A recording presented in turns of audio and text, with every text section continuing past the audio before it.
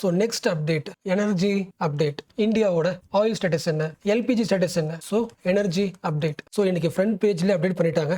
Right சைடில் பார்க்க முடியுதுல, right சைடில் India has oil for 60 days. So oil for 60 days, LPG supplies for 1 month, the government. So government கிட்ட இருந்து இந்த information ஏன் முக்கியம்? நம்ம எல்லாருக்குமே தெரியும், இந்தியாவுக்கு தேவையான crude oil 87% என்ன பண்றோம், இம்போர்ட் தான் பண்றோம். இந்த 87%ல 60% comes from West Asia. அப்ப வெஸ்ட் ஏஷியால இருந்து சப்ளை வரலாம், ப்ராப்ளம் இல்ல. இது பேசிக்ஸ் உங்களுக்கு தெரியும். அப்போ இந்த ரீசன்ட் கண்டெக்ஸ்ட்ல, இந்த ரீசன்ட் டைம்ல கவர்மெண்ட் டேட்டா தர்றது முக்கியம் இல்ல. ஸோ கவர்மெண்ட் என்ன சொல்லியிருக்கு, கரெக்டா 3 பாயிண்ட். நம்ம கிட்ட இந்தியா கிட்ட ஆல்ரெடி அடுத்த 2 மாசத்துக்கு 60 டேஸ்க்கு ஆல்ரெடி நம்ம கிட்ட ஸ்டாக் இருக்கு. இது கூட அடுத்த ஒரு 60 நாளைக்கு இந்தியாவுக்கு தேவையான ஆயில வந்து வெளிநாட்டுல இருந்து சப்ளையும் பண்ண போறோம். ஸோ இந்தியாவோட எல்லா ஆயில் கம்பெனிஸும் ஃபாரின்ல கேட்டு அடுத்த ஒரு 60 நாளைக்கு கான்ட்ராக்ட் அக்ரிமெண்ட்லாம் போட்டு ஆயில் வரதுக்கு ரெடியா இருக்கு. அப்ப அடுத்த 60 நாளைக்கு வெளிநாட்டுல இருந்து சப்ளை வரப்போகுது கண்டினியூஸா 60 டேஸ். நம்ம கிட்ட ஸ்டோரேஜுக்கு ஸ்டாக் ஒரு 60 டேஸ் இருக்கு. அடுத்து எக்ஸ்ட்ரா அப்டேட், உங்களுக்கு தெரிஞ்ச அப்டேட். இந்தியாவால எத்தனை நாளைக்கு ஸ்டோரேஜ் பண்ணிக்க முடியும், ஸ்டோரேஜ் டேங்க் எத்தனை நாளைக்கு ஆயில ஸ்டோர் பண்ணி வச்சுக்க முடியும், கெப்பாசிட்டி எவ்வளோ. நம்ம இந்தியாவோட டேங்க்ஸோட கெப்பாசிட்டி டோட்டலா 74 டேஸ் கெப்பாசிட்டி. ஸோ 74 டேஸ்க்கு நம்மளால ஃபியூல் என்ன பண்ண முடியும், ஸ்டோர் பண்ணி வச்சுக்க முடியும். ஓகேல.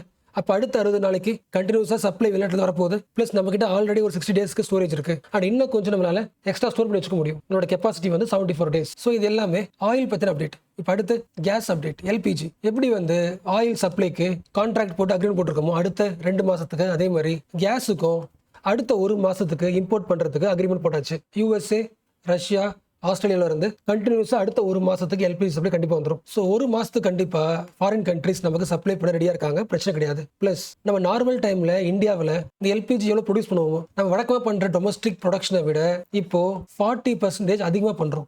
நான் வச்சுக்கோங்க, பற்றாக்குறை கிடையாது. வழக்கமான டைமை விட இப்போ நம்ம ஊர்ல இருக்கிற ரிஃபைனரிஸ் எல்பிஜியை 40% அதிகம் பண்ணுது. லாஸ்ட் இயரை விட இந்த வருஷம் 40% எல்பிஜி ப்ரொடக்ஷனை அதிகமாக்கிருக்கு. நம்பர்ல சொல்லணும்னா இப்போதைக்கு ஒரு நாளைக்கு 50,000 டன்ஸ் ஒரு நாளைக்கு இந்தியாவில் இருக்கிற ரிஃபைனரிஸ் ஓன் ப்ரொடக்ஷன் ஒரு நாளைக்கு 50,000 டன்ஸ் ஆஃப் எல்பிஜியை ப்ரொடியூஸ் பண்றோம். அப்போ இந்த லெவலுக்கு ப்ரொடியூஸ் பண்ணாலே, ஒவ்வொரு நாளைக்கும் ஒரு 50,000 டன்ஸ் ஆஃப் எல்பிஜி ப்ரொடியூஸ் பண்ணாலே இந்தியாவுக்கு தேவையான 60%, இந்திய மக்களுக்கு தேவையான தினசரி தேவையான எல்பிஜில 60% இதுவே சரியாயிடும். அப்போ இம்போர்ட் பண்றதை விட நம்ம என்ன பண்றோம், 60% நம்ம இந்தியாவில் ப்ரொடக்ஷன் பண்றதே ஓகே ஆயிடும். பிளஸ் அடுத்த 1 மாசத்துக்கு சப்ளை இருக்கு. அண்ட் மறுபடியும் கவர்மெண்ட் இந்த எல்பிஜி பத்தி ஆயில் பத்தி சொல்லி முடிச்சதுக்கு அப்புறம் இதை தவிர்த்துட்டு எக்ஸ்ட்ரா கிட்ட இருக்கு, எமர்ஜென்சிக்கு யூஸ் பண்ற ரிசர்வ் இருக்கு. ஸ்ட்ராட்டஜிக் ரிசர்வ் தானே?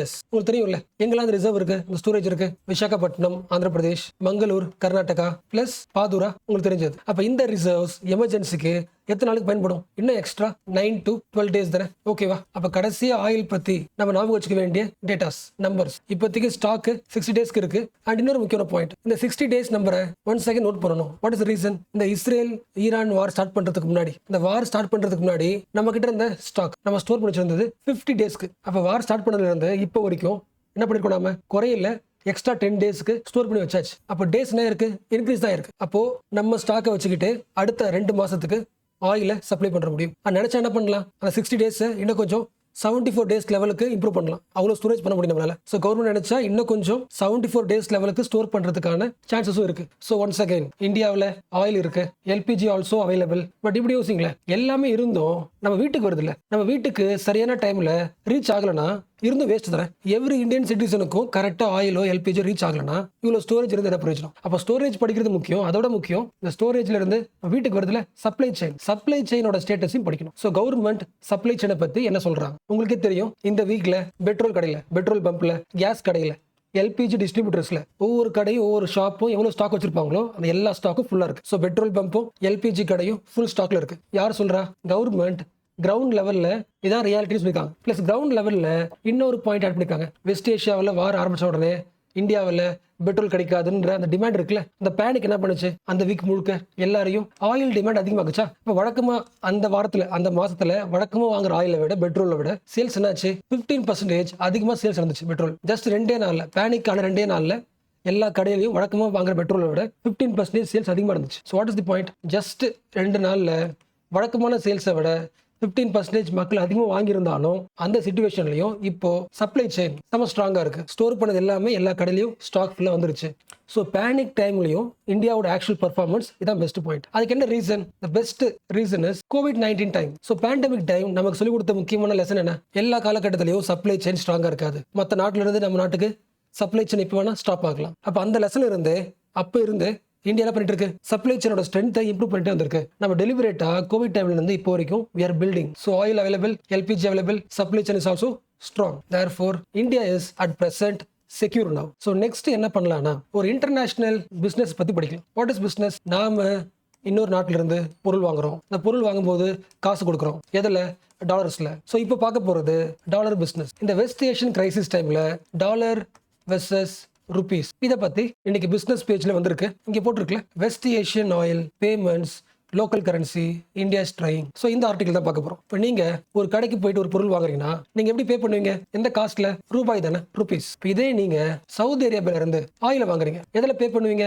கண்டிப்பா ருபீஸ் கிடையாதுல்ல. ஸோ யூஎஸோட டாலர்ஸ்ல தான் பே பண்ணும். உங்களுக்கு தெரியும் என்ன ரீசன்? சவுதி அரேபியாவுக்கு டாலர் பிடிக்கும் அப்படியா? அப்படி கிடையாது. உலகம் முழுக்க எல்லாரும் அக்செப்ட் பண்ணியாச்சு. Every country every transaction agree to one point. எந்த கண்ட்ரி ஆயில் வாங்கினாலும் அந்த ஆயில் பிசினஸ் அந்த ஆயிலுக்கு பே பண்ணணும்னா டாலர்ஸை கொடுத்து பே பண்ணுங்க. So no exception. ஸோ எந்த கண்ட்ரி இன்னொரு கண்ட்ரில போயிட்டு ஆயில் வாங்குறீங்கன்னா நீங்க பே பண்ண வேண்டியது உங்க லோக்கல் கரன்சில கிடையாது, காமனா வச்சுக்கலாம், டாலர்ஸ்ல பே பண்ணுங்க. ஸோ எந்த ஊர்ல போயிட்டும் பெட்ரோல் வாங்குறீங்கன்னா பே இன் டாலர்ஸ். இந்த கரன்சி எக்ஸ்சேஞ்ச் ரேட்டு, ருப்பியோட வேல்யூ, டாலர்ஸ், அப்ரிசியேஷன், டிப்ரிசியேஷன், இந்த எல்லா பேசிக்ஸுமே எல்லாருக்கும் தெரிஞ்சது தான். பட் மை ரெஸ்பான்சிபிலிட்டி கரன்சி பத்தி படிக்கிறதுனால இந்த பேசிக்ஸை ரொம்ப ஷார்ட்டா ரிவிஷன் பண்ணிடுறேன். ஒருவேளை உங்களுக்கு பேசிக்ஸ் செம ஸ்ட்ராங்கா இருக்கீங்கன்னா இந்த பார்ட்டை ஸ்கிப் பண்ணிடலாம். ஓகேவா? ஸோ நீங்க ஒரு கடைக்கு போறீங்க, கடைக்கு போயிட்டு ஒரு பெண்ணை வாங்குறீங்க. அந்த பெண்ணை வாங்கிட்டு காசு தரீங்களா? இவ்வளவு தரீங்க, 10 ருபீஸ் தரீங்க. 10 ருபீஸ்ன்றது ஒரு பேப்பர், ஜஸ்ட் பேப்பர். அந்த பேப்பரை அந்த கடைக்காரர் ஏன் நம்பணும்? அந்த பேப்பரை பிரிண்ட் பண்ணது கவர்மெண்டோட சீல் இருக்கு. அப்ப அந்த சீல் பண்ண பேப்பரை வச்சுக்கிட்டு அதில் போட்ட வேல்யூ வச்சுக்கிட்டு என்னால இன்னொரு கடையில போயிட்டு எனக்கு தேவையான பொருளை என்னால் வாங்கிக்க முடியும். ஸோ என்னால் அந்த பேப்பரை சர்க்குலேட் பண்ணி எனக்கு தேவையானது வாங்கிக்க முடியும். So this is just a paper. But கவர்மெண்டோட ட்ரஸ்ட்னால இந்த பேப்பர் என்ன ஆயிடுது? அது மேலே போட்டுருக்கிற நம்பரை பேஸ் பண்ணி கவர்மெண்ட் ட்ரஸ்ட்டை பேஸ் பண்ணி வேல்யூ மாறிடுது. ஸோ இது இந்தியா, கரெக்டா? அப்படி இந்தியாவோட கரன்சி ருபீஸ், அமெரிக்காவில் அமெரிக்க currency dollar, Europe currency euro, Japan நாட்டில் என். இப்போ எல்லா கரன்சியும் அந்த கண்ட்ரிக்குன்னு ஒரு ஓன் கரன்சி சிஸ்டம் இருக்கும். உங்களுக்கு தெரியும், every one has their own currency system. அடுத்து காம்ப்ளெக்சிட்டி. இவன் நம்ம ஊர்ல கடையில பொருள் வாங்கும்போது நம்ம கரன்சி கொடுத்துடலாம். அதே பெண்ணை அமெரிக்காவில் வாங்கணும்னா ருபீஸ் கொடுத்து வாங்கணுமா, டாலர்ஸ் கொடுத்து வாங்கணுமா? எந்த கரன்சி சிஸ்டத்தை ஃபாலோ பண்ணணும்? இந்த கான்ஃபிளிக்ட் எல்லா கண்ட்ரிஸ் தானே. நாம மற்ற நாட்டில இருந்து பொருள் வாங்குறோம், நம்ம ஊர்ல ஒரு கரன்சி சிஸ்டம் இருக்கு, அவங்க ஊர்ல வேற ஒரு பேப்பர் இருக்கு, எந்த பேப்பர் கொடுத்து வாங்கலாம்? இதை சரி பண்றது தான் அடுத்த ஐடியா. எக்ஸ்சேஞ்ச் சிஸ்டம் இல்லைன்னா எக்ஸ்சேஞ்ச் ரேட். சரி, ரொம்ப டீப்பா பார்த்தவல ரொம்ப சிம்பிளா பார்க்கலாம். அதே தான். நான் வந்து அமெரிக்காவில் போயிட்டு அதே பெண்ணு வாங்க போறேன். அந்த பெண்ணோட வேல்யூ வந்து 100 ரூபாய் வச்சுக்கலாம். நான் 100 ருபீஸ் என் கரன்சி சிஸ்டத்தில் நான் பே பண்ணா ஏன் ஒத்துக்க மாட்டேங்கிறான்? என்னோட கரன்சியா ருபீஸை அவனுக்கு நம்பிக்கை இல்லை. என்ன சொல்றான்? இல்லை, எனக்கு என் நாட்டு காசு தான் தேவை, எனக்கு உன் காசு மேலே ட்ரஸ்ட் இல்லை, எனக்கு என்னோட காஸ்ட்ல டாலர்ஸ்ல பே பண்ண சொல்லியாச்சு கடைக்காரன். இப்போ இந்தியா என்ன பண்ணி ஆகணும்? டாலர்ஸ் தேவைப்படுது. எப்படி வெஜிடபிள் மார்க்கெட்ல நமக்கு தேவையான வெஜிடபிள் வாங்கிட முடியுமோ அதே மாதிரி இன்டர்நேஷனல் லெவல்ல கரன்சி மார்க்கெட் இருக்கு. எல்லா கரன்சியும் இருக்கும். நமக்கு யார் தேவை? டாலர்ஸ் தேவை. அப்ப டாலர்ஸை கரன்சி மார்க்கெட்ல இருந்து வாங்க போறோம். எதை கொடுத்து வாங்குவோம்? பொருள் கொடுத்து வாங்க முடியாது. நம்ம கிட்ட இருக்கிறது ருபீஸ். அப்ப நம்ம ருபீஸை கொடுத்து டாலர்ஸை வாங்குறோம். இப்போ அடுத்த கொஸ்டின், எக்ஸ்சேஞ்ச் பண்ணியாச்சு, என் ருபீஸை கொடுத்துறேன், டாலர்ஸை கொடுத்து யூஸ் பண்ணிக்கிறேன் சொல்லியாச்சு. எவ்வளவு தரணும்? நான் 100 ருபீஸ் கொடுத்தா அதே அளவுக்கு $100 கொடுத்துருவாங்களா? எவ்வளவு தருவாங்க? இன்னொரு கண்ட்ரியோட கரன்சியை நான் வாங்குறதுக்கு நம்மளோட கரன்சியை எவ்வளவு தரணும்? பேசிக் புரிஞ்சுல. நம்ம நாட்டு கரன்சியை எவ்வளவு கொடுத்து அந்த ஃபாரின் கரன்சியை வாங்க முடியும்? இது யாரும் முடிவு பண்றது இல்லப்பா. அமெரிக்காவோட ஒரே $1 வாங்குறதுக்கு நீ என்ன பண்ணணும்? 100 ருபீஸ் கொடு. நீ 100 ருபீஸ் கொடுத்தா நான் ஒரே $1 கொடுப்பேன். அப்படி முடிவு பண்றது யாரு? ஒரு கண்ட்ரியா? ஒரு கண்ட்ரி கிடையாது. ஆட்டோமேட்டிக்காக முடிவாகுது. இதை பொறுத்து டிமாண்ட் சப்ளை ஐடியா பொறுத்து அது உங்களுக்கு தெரியும். இப்போதைக்கு ரேட் என்ன? நீ ஒரே $1 வாங்குறதுக்கு இந்தியா 94 ருபீஸ் கொடுக்கும். 94 ருபீஸ் கொடுத்தாதான் $1 வாங்க முடியும். இப்போ அடுத்த கொஸ்டின் வருதுல, இந்த ரேட் யார் முடிவு பண்றா?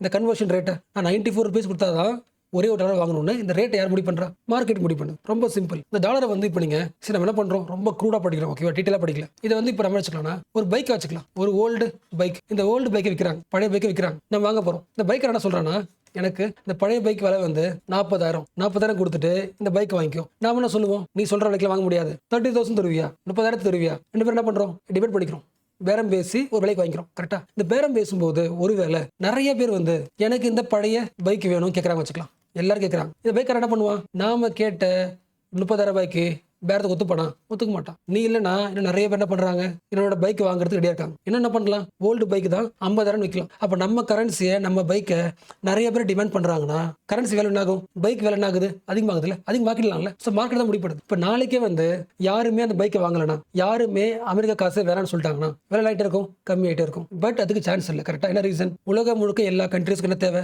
பெட்ரோல் தேவை. பெட்ரோல் எங்கிருந்து வாங்குறோம், மோஸ்ட்லி வெஸ்ட் ஏஷியா. பட் உலகம் முழுக்க ரூல் போட்டாச்சு, எந்த கண்ட்ரியா இருந்தாலும் சரி, நீங்க வந்து ஆயிலை மட்டும் வாங்குறீங்கன்னா, பெட்ரோலை வாங்குறீங்கன்னா அதுக்கு நீங்க பே பண்ண வேண்டிய காசு என்னன்னா உங்க லோக்கல் கரன்சி கிடையாது, டாலர்ஸ் தான். இப்போ எல்லா கண்ட்ரிஸ் என்ன பண்ணணும், மார்க்கெட்டுக்கு போங்க, டாலர்ஸ் இருக்கும், உங்க காசை கொடுத்துட்டு டாலர்ஸை கன்வெர்ட் பண்ணிக்கிட்டு ஆயில போய் வாங்க. இப்போ எல்லா கண்ட்ரியும் எந்த பைக்கை டிமாண்ட் பண்ணுது, அந்த ஓல்டு பைக்கை, அந்த ஒரே டாலரை டிமாண்ட் பண்றாங்க. டிமாண்ட் பண்ண வேலை ஆகிட்டு இருக்கும், அதிகமாகிட்டு இருக்கும்.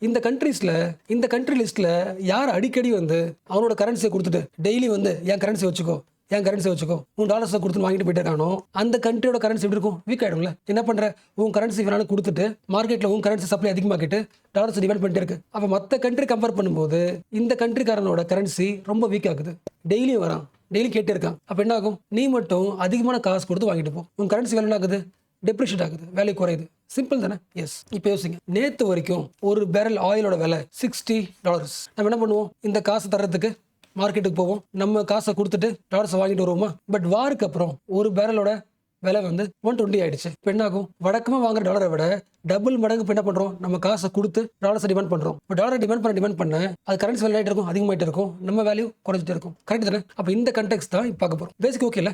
எஸ். ஸோ எந்த கண்ட்ரி இன்னொரு கண்ட்ரியில் போயிட்டு ஆயில் வாங்குறீங்கன்னா நீங்கள் பே பண்ண வேண்டியது உங்கள் லோக்கல் கரன்சியில் கிடையாது, காமனாக வச்சுக்கலாம், டாலர்ஸ்ல பே பண்ணுங்க. ஸோ எந்த ஊரில் போயிட்டும் பெட்ரோல் வாங்குறீங்கன்னா பே இன் டாலர்ஸ்.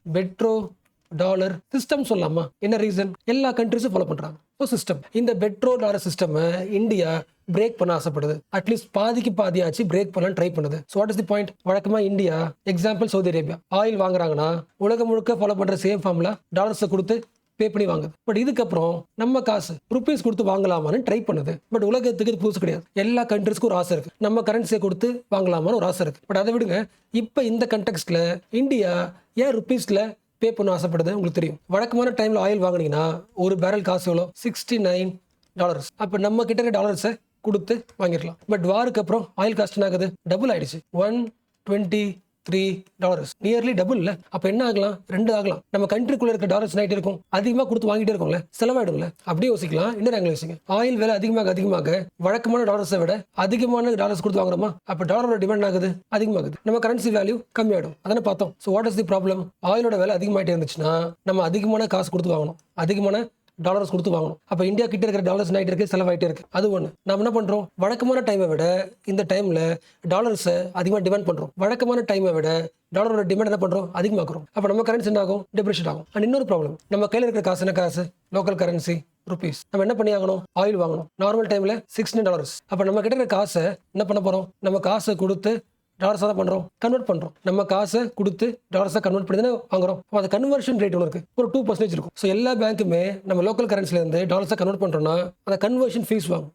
1%, 2%. இப்போ ஜென்ரலாக பார்க்கறதுக்கு 1% தெரியும், பட் மில்லியன்ஸ் ஆஃப் டிரான்சாக்ஷன் பார்க்கும்போது வேலை அதிகமாக இருக்கும்ல. வழக்கமான டைமில் 69 ஓகே, இப்போ 120+. அப்போ எக்ஸ்சேஞ்ச் ரேட்டும் கன்வர்ஷன் ரேட்டும் ஆகுது, அதிகமாகுது. அப்போ என்ன பண்ணலாம், இதுக்கு ஆல்ரெடி சொல்யூஷன் 2022 அப்பவே இந்தியா டிசைட் பண்ணியிருக்கு. 2022 முக்கியம், ரஷ்யா இன்வேடட் உக்ரைன். கரெக்டா, இது யாருக்கு பிடிக்கல, அமெரிக்கா யூரோப்புக்கு பிடிக்கல. ரஷ்யா கூட இனிமேல் யாருமே ரஷ்யா கிட்ட இருந்து யாருமே ஆயில் வாங்க வேணாம். பட் இந்தியா என்ன பண்ணுச்சு, ஆயில் வாங்குச்சு.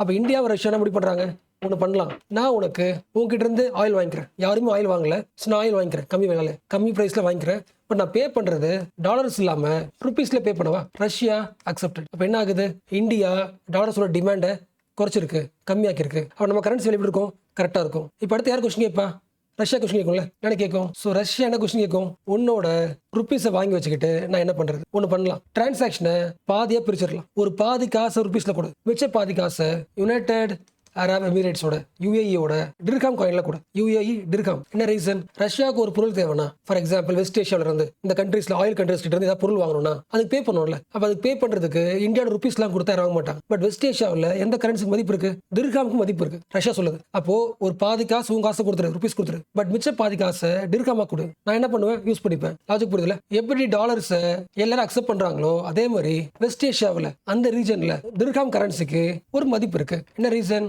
UAE வந்து ஒரு நியூட்ரல் கண்ட்ரி, எல்லாருக்கூடயும் ட்ரேட் பண்ற கண்ட்ரி. அப்போ அந்த கரன்சியை அமெரிக்கா என்ன பண்ணாது, தடை பண்ணாது. அப்போ ருப்பியை நீ பே பண்றதை விட எனக்கு கொஞ்சம் பாதி திர்ஹாம்ல பே பண்ணா எனக்கு யூஸ்ஃபுல்லா இருக்கும். பட் எப்படி இருந்தாலும் என்ன ஆயிடுச்சு, 2 கண்ட்ரிஸும் டாலர்ஸை வாங்க கிடையாது. அப்போ டாலர் டிமாண்ட் ஆகும், குறையுதுல. எஸ், இதெல்லாம் இப்போ 2022 ஸ்டோரி. இதே மாதிரி ரஷ்யா கூட பண்ண மாதிரி நாம ஏன் வெஸ்ட் ஏஷியா கூட பண்ணக்கூடாது? கல்ஃப் கோஆபரேஷன் கண்ட்ரிஸ் இருக்குல்ல, கவுன்சில் 6 கண்ட்ரிஸ் தானே, Saudi Arabia, UAE, Qatar, Kuwait, Bahrain, Oman. இந்த 6 கண்ட்ரிஸ் கிட்ட இருந்து மட்டும் நாம 49% ஆஃப் ஆயில் வாங்கிட்டு இருக்கோம், இம்போர்ட் பண்றோம். அப்ப நம்ம என்ன பண்ணலாம், இந்த 6 கண்ட்ரிஸ் கிட்ட பேசி பார்க்கலாம். ஸோ லிங்க் பண்ண முடியுதுல. அப்ப இந்த 6 கண்ட்ரிஸ் கிட்ட மட்டும் பேசி நம்ம என்ன பண்ணலாம், டாலர்ஸ்க்கு பதில் ருப்பியை பயன்படுத்தலாமா, இல்லைன்னா பாதி ருப்பீஸ் பாதி டிர்ஹாம் காயின். புரியல. இந்த 6 கண்ட்ரிஸ் கிட்ட மட்டும் 49% வாங்கிக்கிறோம். நமக்கு தேவையான, நமக்கு ஒரு 100 லிட்டர் தேவைன்னா, ஒரு 100 லிட்டர் ஆயில் தேவைன்னா 49 லிட்டர் எங்க வாங்குறோம், இந்த 6 கண்ட்ரிஸ். மிச்சம் ஒரு 20-30 எங்க வாங்குறோம், ரஷ்யா கிட்ட வாங்குறோம். ரஷ்யா கிட்ட இருந்து வாங்குற ஆயிலுக்கு பேமெண்ட் ஆல்ரெடி பேசியாச்சு. இப்போ இந்த 49% பேசியாச்சுன்னா இந்தியாவுக்கு செம்ம சூப்பர்ல. இன்டர்நேஷனல் எக்ஸ்சேஞ்ச் மார்க்கெட்ல நம்ம கரன்சியை கொடுத்து டாலர் என்ன பண்ண தேவையில்ல, டிமாண்ட் பண்ண தேவையில்லை. அந்த 6 கண்ட்ரிஸும் மேபி ஒத்துக்கலாம். என்ன ரீசன், அவங்களுக்கும் சம்டைம்ஸ் டாலர்ஸை பயன்படுத்துறதுல சிக்கல் இருக்கு, அக்செப்ட் பண்ணிக்கலாம். பட் இந்த எல்லா விஷயத்தையும் யார் பார்த்துட்டு இருக்கா, அமெரிக்கா பார்த்துட்டு இருக்கு. அமெரிக்காவோட டாலரோட மிகப்பெரிய ஸ்ட்ராங் என்னது, பெட்ரோ டாலர் சிஸ்டம். எல்லா கண்ட்ரீஸ்க்கும் பெட்ரோல் தேவை. அந்த பெட்ரோல் வாங்குறதுக்கு என்ன பண்ணி ஆகணும், எல்லா லோக்கல் கரன்சியும் மார்க்கெட்ல கொடுத்து எந்த கரன்சி வாங்கணும், டாலர்ஸை வாங்கணும். இப்போ எல்லாரும் டாலர்ஸை வாங்குறாங்கன்னா டாலரோட டிமாண்ட் எப்படி இருக்கும், அதிகமாக இருக்கும். அப்போ அந்த பெட்ரோ டாலர் சிஸ்டத்துக்கான ஆல்டர்னேட்டிவ் தான் இந்தியா சொல்றது. அப்போ ட்ரம்ப் என்ன பண்ணுவாரு, கடுப்பா வரல. ஸோ யாரெல்லாம் பெட்ரோ டாலர் சிஸ்டத்துக்கு ஆல்டர்னேட்டிவா லோக்கல் கரன்சி பயன்படுத்த போறீங்களோ அந்த கண்ட்ரி மேல 100% டேரிஃப் போட வாய்ப்பு இருக்கு. ஒரு வார்னிங் தராங்க. ட்ரம்ப்போட இந்த பயமுத்துறாங்களே, இந்த வார்னிங் இந்தியாவுக்கு பிரச்சனையா, கண்டிப்பா பிரச்சனை. என்ன ரீசன், நம்ம ஊர்ல இருந்து அமெரிக்காவோட பிசினஸ், இந்தியன்ஸ் நிறைய பேர் எக்ஸ்போர்ட் பண்ற முக்கியமான கண்ட்ரி அமெரிக்கா. $77 பில்லியன் வேல்யூ அளவுக்கு என்ன பண்றோம், பொருளை ப்ரொடியூஸ் பண்ணி அமெரிக்கா தான் மார்க்கெட். அமெரிக்கா மார்க்கெட் க்ளோஸ் ஆயிடுச்சுன்னா இவ்வளவு பிசினஸ் ஆயிடும், திடீர்னு இந்தியாவில் ஸ்டாப் ஆயிடும். ஸோ ஒரு ஆங்கிள் பாசிட்டிவ் இருக்கு, நெகட்டிவாகவும் வாய்ப்பு இருக்கு. அண்ட் இந்த சிச்சுவேஷன்ல யூஎஸோட சுப்ரீம் கோர்ட் சொன்ன பாயிண்ட்டையும் நான் வச்சுக்கணும். என்ன சொல்லி சுப்ரீம் கோர்ட், எல்லா கண்ட்ரிஸையும் டாரிஃபை வச்சு மிரட்ட முடியாது, அமெரிக்கா அப்படி பண்ணாது. ஸோ ட்ரம்போட த்ரெட்டை குறைச்சிருக்கு. ஸோ அந்த பாயிண்ட்டை கன்சிடர் பண்ணிக்கலாம். பட் ஒரு சைட்ல சேஃப் இருந்தாலும் ஒரு பயம் இருக்கும்ல பிசினஸ். எஸ். ஸோ நெக்ஸ்ட் பார்க்க போற டாபிக் சப்ஜெக்ட் வந்து என்விரான்மெண்ட். என்விரான்மெண்ட்ல வேஸ்ட் மேனேஜ்மெண்ட்.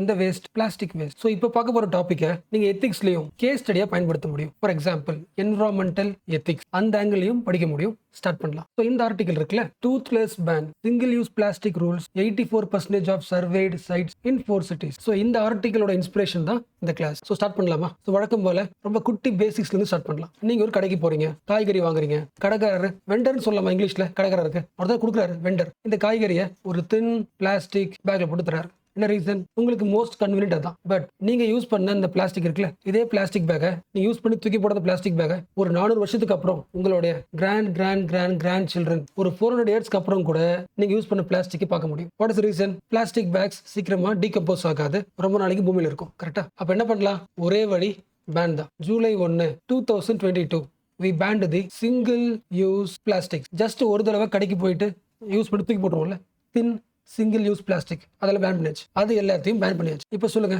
இந்த சிங்கிள் யூஸ் பிளாஸ்டிக் சொன்ன உடனே மைண்டுக்குள்ள எதெல்லாம் வருது, கேரி பேக் வச்சுக்கலாமா, கேரி பேக். இப்போ எக்ஸாம்பிள் பார்த்தோம்ல, அது டீ கடைக்கு போனா plastic cup, plastic plate, plastic straw இருக்குல்ல, ஜூஸ் ஸ்ட்ரா. அதே மாதிரி பானிபூரி கடைக்கு போனா பிளாஸ்டிக் ஸ்பூனு, ஃபோர்க்கு. ஸோ இதெல்லாம் நீங்க பிளாஸ்டிக் வச்சுக்கிட்டு ரேப் பண்றீங்களோ, யூஸ் பண்றீங்களோ, எல்லாமே சிங்கிள் டைம் யூஸ் பண்றது எல்லாமே. பாயிண்ட் புரியுதுல, அடிக்கடி யூஸ் பண்ற பிளாஸ்டிக் வீட்டுல கொஞ்ச நாள் வச்சிருப்போம். பட் ஒரே தடவை யூஸ் பண்ணி தூக்கி போடுறத என்ன பண்ணும், எல்லா இடத்துக்கும் பார்க்க முடியும். ஸோ என்ன பண்றோம், ஃபர்ஸ்ட் அதை பேன் பண்றோம். எப்போ, ஜூலை 2022. ஸோ பேன் பண்ணி 3 இயர்ஸ் ஆகுதா? ஸோ பேன் ஆனதுக்கு அப்புறம் 3 இயர்ஸ்க்கு அப்புறம் இந்தியாவோட இமேஜ் எப்படி இருக்குன்னு செக் பண்ண ஒரு டெல்லி பேஸ்ட் ஆர்கனைசேஷன் செக் பண்றாங்க. கடைசி 1 இயரா இந்தியாவில் இருக்கிற ஒரு முக்கியமான 4 சிட்டிஸ், புவனேஸ்வர், டெல்லி, கவுஹாத்தி, மும்பை, இந்த 4 சிட்டிஸ்ல இருந்து ஒரு 560 லொகேஷன்ஸ். இந்த ஒவ்வொரு சிட்டிக்குள்ளேயும் டீப்பா நிறைய இடத்த போய் என்ன பண்றாங்க, பிளாஸ்டிக்ஸ்லாம் இருக்கா, அதாவது சிங்கிள் பிளாஸ்டிக்ஸே யூஸ் பண்ணக்கூடாது, எல்லா மக்களும் 3 இயர்ஸ்க்கு அப்புறம் யூஸ் பண்ணாம இருக்காங்கன்னு செக் பண்றதுக்கு இந்த 4 சிட்டிக்கு போறாங்க. 4 சிட்டில 500+ லொகேஷன்ல செக் பண்றாங்க. புரியுதுல, மார்க்கெட்டுக்கு போவாங்க, ஜூஸ் ஷாப் போவாங்க, ரெஸ்டாரண்ட் போவாங்க, கோயிலுக்கு போவாங்க, ரயில்வே பிளாட்ஃபார்ம் போவாங்க,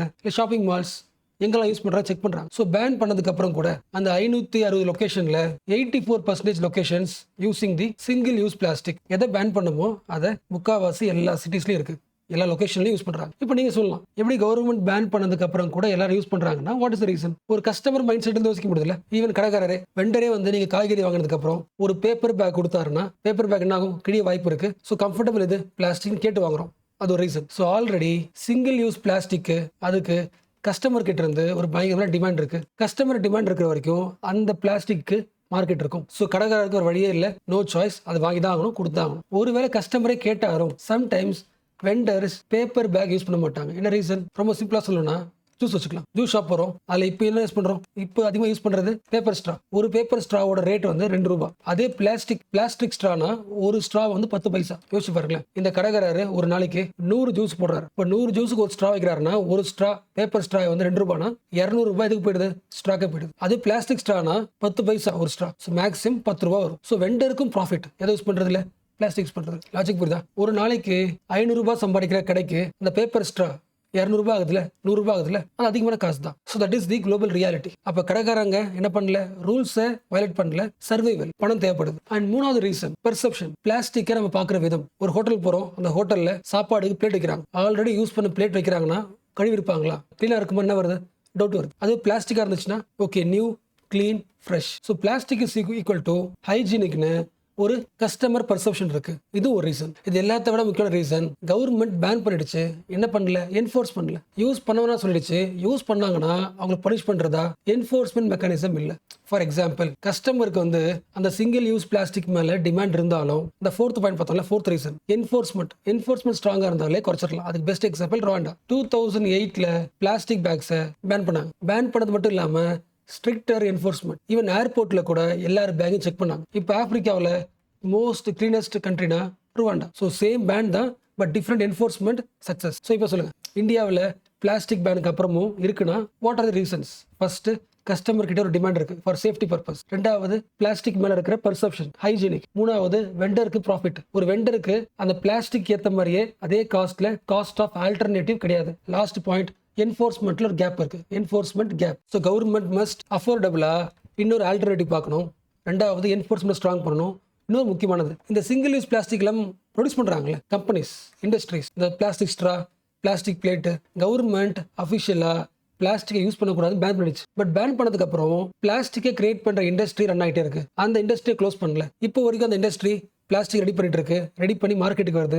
மார்க்கெட்ல கடைக்காரங்க வாங்குறாங்க, கடைக்காரங்க மக்களுக்கு விற்கிறாங்க. அப்போ யார் ரெஸ்பான்சிபிலிட்டி? Manufacturers also responsibility. கஸ்டமருக்கு பர்செப்ஷன் இருக்குன்னா அப்புறம் கவர்மெண்ட் பேன் பண்ணதுக்கு அப்புறம் கூட மேனுஃபேக்சர் இப்போ வரைக்கும் இண்டஸ்ட்ரியை ரன் பண்ணிக்கிட்டு உற்பத்தி பண்ணிட்டு இருக்காரு. ஸோ மேனுஃபேக்சர் மேல ரெஸ்பான்சிபிலிட்டி அதிகமாக்கணும். ஸோ டவுன் ஸ்ட்ரீமை ஃபோக்கஸ் பண்ணாம மக்கள் கிட்ட ஃபோக்கஸ் பண்றது ஒன்று. ரெண்டாவது, அப் ஸ்ட்ரீம் எங்கிருந்து வருது அதை ஃபோக்கஸ் பண்ணணும். அண்ட் சொல்ல போனா உங்களுக்கே தெரியும், இப்போ நிறைய பேர் பாதிக்கு பாதி பேர் கஸ்டமர்ஸ் டவுன் ஸ்ட்ரீம் சொல்றேன், கடைக்கு போகும்போது ஒரு பேக் எடுத்து தான் போறாங்க. பட் பேக் எடுத்துட்டு போறவங்க என்ன பண்றாங்க? பாதிக்கு பாதி பேர் கடைக்குள்ள போனதுக்கு அப்புறம் பேகும் வச்சுக்கிறாங்க, சேஃப்டிக்கு பிளாஸ்டிக் பேக் வாங்கிக்கிறாங்க. ஸோ கஸ்டமரோட மைண்ட் செட். அப்போ எல்லாரோட ரெஸ்பான்சிபிலிட்டி அதிகமாக்கிறதுக்கு ஒரே வழி, கவர்மெண்ட் என்ஃபோர்ஸ்மெண்ட் ஸ்ட்ராங் பண்ணணும். எப்படி டாக்ஸ் ஆடிட் பண்றாங்களோ எல்லா ஷாப்பையும் ஆடிட் பண்ணணும். Regular inspection at least once year நடக்கணும். ஒரு கடையில வெண்டரோ சிங்கிள் யூஸ் பிளாஸ்டிக் விற்கிறாங்கன்னா உடனடியாக பெனால்ட்டி போடுங்க. ஃபார் எக்ஸாம்பிள், சிங்கப்பூர்ல பிளாஸ்டிக் யூஸ் பண்ணா $300 இருந்து $1000 அளவுக்கு பெனால்ட்டி உண்டு. ஸோ மக்கள் ஆகிறாங்க, பயப்படுறாங்க. ஜஸ்ட் ஒரு சிங்கிள் பிளாஸ்டிக்கை பயன்படுத்துறதுனால அதிகமான காசு நம்ம விட்டு போகும், பயம். அது அவேர்னஸாக மாறுது, யூஸ் பண்றதை விட்டுறாங்க. அப்போ எல்லா கண்ட்ரிஸ் ட்ரை பண்ணிட்டு இருக்குல்ல, அதுக்கு என்ன ரீசன்? எப்படி பாரிஸ் அக்ரிமெண்ட் ஒன்று இருக்கோ அதே மாதிரி plastic inter governmental negotiating committee for plastic பொல்யூஷனை சரி பண்றதுக்கான ஒரு இன்டர் கவர்மெண்டல் கமிட்டி ரீசெண்டாக கூட ஜெனீவால 2025 நடந்தது. இப்போ தொடர்ச்சியாக பிளாஸ்டிக் பொல்யூஷனை பற்றி இன்டர்நேஷனல் லெவலில் பேசிட்டு இருக்காங்க. ஓகேவா? ஸோ பிளாஸ்டிக் சம்மந்தப்பட்டு இன்டர்நேஷனல் லெவலில் ஒரு ட்ரீட்டி இருக்கு. அதில் 175 கண்ட்ரிஸ் சைன் பண்ணியிருக்காங்க. இந்தியா ஒரு ஆள். லாஜிக் புரிச்சுல? எப்படி பாரிஸ் கிளைமேட் அக்ரிமெண்ட் ஒன்று இருக்கோ அதே மாதிரி குளோபல் லெவலில் பிளாஸ்டிக் ட்ரீட்டின்னு ஒன்று இருக்கு. அந்த நெகோசியேஷனில் இந்தியா ஒரு பார்ட். ஸோ அதோட லிங்கேஜ் தான் பேன் பண்ணுறாங்க. அப்படி பார்த்தோம்ல, பேனிங் மட்டும் பத்தாது, என்ஃபோர்ஸ்மெண்ட் முக்கியம். என்ஃபோர்ஸ்மெண்ட் பத்தாது, வெண்டருக்கு ஆல்டர்னேட்டிவ் தரணும். பிளாஸ்டிக் பேக் வந்து சீப்பரா இருக்குன்னா வேற ஒரு ஆல்டர்னேட்டிவ் ட்ரை பண்ணுங்க. இந்த சுகர் கேனோட பல்ப் இருக்குல்ல, left over sugar cane bulb, global லெவல்ல அதிகமா சுகர் கேன் ப்ரொடியூஸ் பண்ற country, second largest country India. அப்ப அதிகமான சுகர் ரெசிடியூ உருவாகும், சுகர் கேனோட ரெசிடியூ கிடைக்கும். அதை வச்சு என்ன பண்ணலாம்? அதை பிளாஸ்டிக் ஆல்டர்னேட்டிவ் உருவாக்கலாம். அது பேர் நம்ம இருக்குல்ல, பகாஸ், BAGASSC. ஸோ கரும்புல இருந்து எல்லா சாரையும் எடுத்ததுக்கு அப்புறம் சக்கரை இருக்குல்ல, அந்த சக்கில இருந்து பேகாஸை உருவாக்கலாம். ஸோ ஸ்ட்ராங்காகவும் இருக்கும், பயோடிகிரேடபிள், சீக்கிரமா டிகிரேட் ஆயிடும். ஓகேல? இன்னொரு பாயிண்ட்டுங்க, ஃபர்ஸ்டே பார்த்த மாதிரி தான் எல்லா பிளாஸ்டிக் பேன் பண்ணல, கரெக்டா? 120 மைக்ரான்ஸ். ஸோ இந்த லெவல் ஆஃப் மைக்ரான்ஸ்க்கு மேல அதிகமாயிட்டே இருக்குன்னா பிளாஸ்டிக் எப்படி இருக்கும்? ஸ்ட்ராங்கா இருக்கும். ஸ்ட்ராங்கா இருந்துச்சுன்னா ரீயூஸ் பண்ணலாம். இப்போ ரீயூஸ் பண்ற பிளாஸ்டிக்கை பேன் பண்ணல. ஆல்மோஸ்ட் ஓகேல, ஓரளவுக்கு பேசிக்ஸ் முடிச்சாச்சுல. இப்போ அடுத்த பாயிண்ட், பிளாஸ்டிக் வந்து பொல்யூஷன் உருவாக்குது. ஓகே, பட் இன்னொன்று படிக்க வேண்டியது, பிளாஸ்டிக் இஸ் ஆல்சோ பாய்சன். உங்களுக்கு தெரியும்ல, அதாவது பிளாஸ்டிக்கை கிரவுண்ட்ல போட்டா ஒரு 400 இயர்ஸ் ஆகும் டிகிரேட். அதெல்லாம் ஓகே, அது இருக்கும்போது பிரச்சனை தானே. ஒரு 3 முக்கியமான பிரச்சனை இருக்கு. ஃபார் எக்ஸாம்பிள், நீங்க ஒரு கோல்டு வாட்டர் வாங்குறீங்க, ஒரு பிளாஸ்டிக் பாட்டில்ல ஒரு கோல்டு வாட்டர் வாங்குறீங்க வச்சுக்கலாம். அந்த பாட்டில் எப்படி இருக்கும்? ட்ரிங்க்ஸ் எனிதிங், அந்த பாட்டில் கொஞ்சம் ஸ்ட்ராங்கா இருக்கும்ல. வழக்கமா பிளாஸ்டிக் எப்படி இருக்காது? ஸ்ட்ராங்கா இருக்காது. அப்ப அந்த பிளாஸ்டிக்கை ஸ்ட்ராங் ஆக்கிறதுக்கு என்ன பண்ணுவோம்? ஒரு கெமிக்கல் ஆட் பண்ணுவோம். அந்த கெமிக்கல் தான் BPA. கரெக்டா ஸ்கூல்ல படிச்சிருக்கோம்ல, பைஃபெனால், எஃபனால் ஏ. ஸோ இந்த கெமிக்கல் தான் பிளாஸ்டிக் பாட்டில ஹார்டா காட்டுதா? ஒருவேளை நீங்க என்ன பண்ணலாம் வச்சுக்கலாம், அந்த வாட்டர் பாட்டில், பிளாஸ்டிக் பாட்டில் வீட்டுக்கு எடுத்துட்டு வந்து சுட தண்ணி ஊத்துறீங்க, ஹாட் வாட்டர். அந்த ஹாட் வாட்டர் என்ன பண்ணும்? அந்த பிளாஸ்டிக் பாட்டிலுக்குள்ள இருக்கிற கெமிக்கல்ஸை அந்த ஹீட் என்ன பண்ணும்? அப்சர்வ் பண்ணும். அந்த பிளாஸ்டிக் பாட்டிலுக்குள்ள இருக்கிற அந்த கெமிக்கலை லீச் பண்ணி தண்ணிக்குள்ள வந்துடும். அந்த வாட்டர் நம்ம என்ன பண்றோம்? குடிக்கிறோம். So BPA enters into our பிளட்டா? எஸ். அடுத்த பாயிண்ட், BPAன்றது கெமிக்கல். அந்த கெமிக்கல் பிளட்ல கிடக்கிறது என்ன ப்ராப்ளம்? நம்மளோட ஹார்மோன் சிஸ்டத்தை மாத்துது. ஹார்மோன் சிஸ்டத்தை அஃபெக்ட் பண்ணுது. ரீப்ரொடக்ஷன் சிஸ்டத்தை அஃபெக்ட் பண்ணுது. ஸோ நம்ம பாடியோட ஹார்மோன்ஸ் கன்ஃபியூஸ் ஆயிடுச்சுனாலே கேன்சர் வரலாம், சைல்டு டெவலப்மெண்ட் ஸ்டாப் ஆகலாம், பிரெயின் டெவலப்மெண்ட் கம்மி ஆகலாம். என்ன பண்றாங்க? இதுக்கப்புறம் எந்த பாட்டில் ரெடி பண்ணாலும் அந்த பாட்டிலில் BPA கெமிக்கலை பயன்படுத்தக்கூடாதுன்னு இந்த BPA கெமிக்கலை பண்றாங்க, பேன் பண்றாங்க. யூரோப்பியன் யூனியன் தெரியும்ல, யூரோப்பியன் யூனியன் 2011 பேபி பாட்டிலில் BPA பயன்படுத்தக்கூடாது. அதே விஷயத்த 2012 USA பேன் பண்ணுச்சு. இந்தியா 2023 தான் பேன் பண்ணுச்சு. BPA பேன் பண்ணதுனால எக்ஸாம்ல கொஸ்டின் கேட்டாங்க. ஓகே, அப்ப எந்த ஒரு பிளாஸ்டிக் வாட்டர் பாட்டில் பார்த்தாலும் பிளாஸ்டிக் ஹார்டா இருக்குல்ல, அது இன்னொரு பேர் சொல்லுவாங்க, பாலி கார்பனேட் சொல்லுவாங்க. அதாவது நம்ம ரியல் லைஃப்ல ஒரு பிளாஸ்டிக் பார்த்தீங்கன்னா 2 வகையான பிளாஸ்டிக் இருக்கும். ஒன்று சாஃப்ட் பிளாஸ்டிக், இன்னொன்று ஹார்டு பிளாஸ்டிக். டிஃபரன்ஸ் புரியுதுல? Soft plastic, hard plastic. இப்போ கேரி பேக்ன்றது சாஃப்ட் பிளாஸ்டிக், வாட்டர் பாட்டில் வந்து ஹார்ட் பிளாஸ்டிக். அந்த ஹார்ட் பிளாஸ்டிக் இன்னொரு பேர் தான் பாலிகார்பனேட். அந்த பாலிகார்பனேட் பாட்டில் தான் ஆட் பண்றாங்க, BPA ஆட் பண்றாங்க, பேன் பண்ணியாச்சு. லாஜிக் புரியுதுல? நம்ம உடம்புக்குள்ள ஒரு பிளாஸ்டிக் ஒரு வகையாக பிளாஸ்டிக் யூஸ் பண்றது வழியாக அது வழியாக ஒரு கெமிக்கல் உள்ள வருது. ரெண்டாவது, டூத் பேஸ்ட்ல மோஸ்ட் ஆஃப் தி காஸ்மெட்டிக்ஸ்ல மைக்ரோபிட்ஸ் இருக்கும்ல. ரொம்ப சிம்பிளா சொல்லணும்னா, நம்ம உடம்பை தேய்க்கிறோம்ல, தேய்க்கும் போது அதை ஸ்கிராப் பண்ற மாதிரி ஒரு ஃபீல் வருதுல, அது வர்றதுக்கு மைக்ரோபீட்ஸ் பயன்படுத்துவாங்க. அந்த மைக்ரோபீட்ஸ்ன்றது ரொம்ப குட்டி லெவலில் இருக்கிற மைக்ரோ லெவலில் இருக்கிற பிளாஸ்டிக். அப்போ அதை யூஸ் பண்ணிட்டு தூக்கி போட்டால் அது கடலுக்கு போகும். அந்த மைக்ரோபீட்ஸ் எவ்வளோ லெவல் இருக்கும்? 1 மில்லிமீட்டர். டூத் பேஸ்ட்ல, பாடி ஸ்க்ரப்ல எல்லாத்தையுமே இருக்கும்ல. அப்போ யூஸ் பண்ணிட்டு தூக்கி போடும்போது அந்த 1 mm குட்டி பிளாஸ்டிக் ஓஷனில் அதிகமாக போகுது. மீன் சாப்பிடுது, மீனை நாம சாப்பிட்றோம், அந்த 1 mm பிளாஸ்டிக் நமக்குள்ள வந்துருது. அப்போ அமெரிக்கா என்ன பண்ணுது? பேன் பண்ணுது. BPA பேன் பண்ண மாதிரி மைக்ரோபீட்ஸை பேன் பண்ணுது. காஸ்மெட்டிக்ஸ்ல மைக்ரோபீட்ஸ் பயன்படுத்தக்கூடாது 2015 பேன். அடுத்த 2 இயர்ஸ்ல UKல 2018 பேன். இந்தியா இன்னும் மைக்ரோபீட்டை பேன் பண்ணல. இப்படி யோசிங்களா, டிஃப்ரெண்ட் டைப்ஸ் ஆஃப் பிளாஸ்டிக்ஸ், அதுக்குள்ள இருக்கிற பொல்யூஷன்ஸ்லாம் உருவாகுதுல. அதுக்கு மெயின் ரீசன் என்ன? ப்ரொடியூசர் தானே. கவர்னன்ஸ் ஆங்கிள் யோசிச்சா அப்போ எந்த பிளாஸ்டிக்காக இருந்தாலும் யார் ப்ரொடியூஸ் பண்றாங்களோ அந்த ப்ரொடியூசர் என்ன பண்ணலாம்? ரெஸ்பான்சிபிலிட்டி போடலாம்ல. Extended producer responsibility. BPA உடம்புக்குள்ள போகுது, மைக்ரோபீட்ஸும் நம்ம உடம்புக்குள்ள வந்துருது, நமக்கு தான் பிரச்சனை. பட் இது உற்பத்தி பண்ண அந்த மேனுஃபேக்சரருக்கு ஜீரோ ரெஸ்பான்சிபிலிட்டி. அப்போ ரெஸ்பான்சிபிலிட்டி என்ன பண்ணணும்? எக்ஸ்டெண்ட் பண்ணணும், அதிகமாக்கணும் உங்களுக்கு. ஸோ 2011 வேஸ்ட் மேனேஜ்மெண்ட் ரூல்ஸ்ல இந்த எக்ஸ்டெண்டட் ப்ரொடியூசர் ரெஸ்பான்சிபிலிட்டியை ஆட் பண்ணாங்க. லாஜிக் புரியுதா? இந்தியாவில் வேஸ்ட் பிளாஸ்டிக் விட்டுருங்க, டிஜிட்டல் வேஸ்ட் இருக்குல்ல, வேஸ்ட்டை சரி பண்றதுக்கு ஒரே வழியா இந்த எல்லா வேஸ்ட்டையும் ப்ரொடியூஸ் பண்ண மேனுஃபேக்சர் அவங்க தான் அந்த எல்லா பொருளையும் திருப்பி எடுத்துக்கணும். ஒரு எலக்ட்ரானிக் பொருளை உற்பத்தி பண்றாங்கன்னா அது காலியானதுக்கு அப்புறம், வேஸ்ட் ஆனதுக்கு அப்புறம் அந்த எலக்ட்ரானிக் பொருளை திருப்பி எடுத்துக்கணும். ப்ரொடியூசர் ரெஸ்பான்சிபிலிட்டி எதில்? வேஸ்ட்ல. அதே மாதிரி யார் பிளாஸ்டிக் ப்ரொடியூஸ் பண்றாங்களோ கன்சியூமர் பிளாஸ்டிக் பயன்படுத்தினதுக்கு அப்புறம் அவங்க கிட்ட இருந்து அந்த வேஸ்ட்டை வாங்கிக்கணும். 2016 அப்டேட். ஸோ பிளாஸ்டிக்கை ப்ரொடியூஸ் பண்ற மேனுஃபேக்சரருக்கும் ரெஸ்பான்சிபிலிட்டியை எக்ஸ்டெண்ட் பண்ணியாச்சு. ஸோ பிளாஸ்டிக் யாரெல்லாம் பேக்கேஜிங் பயன்படுத்துறீங்களோ திருப்பி அந்த என்ன பண்ணிடுறோம்? வாங்கிக்கணும். 2022 பேட்டரி வேஸ்ட், டயர் வேஸ்ட், டயரை நீங்க ப்ரொடியூஸ் பண்ணி தரீங்க, டயர் வேஸ்ட் ஆனதுக்கு அப்புறம் திருப்பி எடுத்துக்கணும். ஓகேல? எங்க ஆரம்பிச்சோம்? பேன் பண்ணிருக்காங்க. பட் கிரவுண்ட் ரியாலிட்டியில எல்லாரும் யூஸ் பண்றாங்க. ரீசன் என்ஃபோர்ஸ்மெண்ட் ஸ்ட்ராங்கா இல்ல. அப்ப என்ன பண்ணணும்? என்ஃபோர்ஸ்மெண்ட் ஸ்ட்ராங் பண்ணணும், ஆல்டர்னேட்டிவ்ஸ் உருவாக்கணும், ப்ரொடியூசர் மேல எக்ஸ்டெண்ட் ரெஸ்பான்சிபிலிட்டி இன்னும் அதிகமாக்கணும்.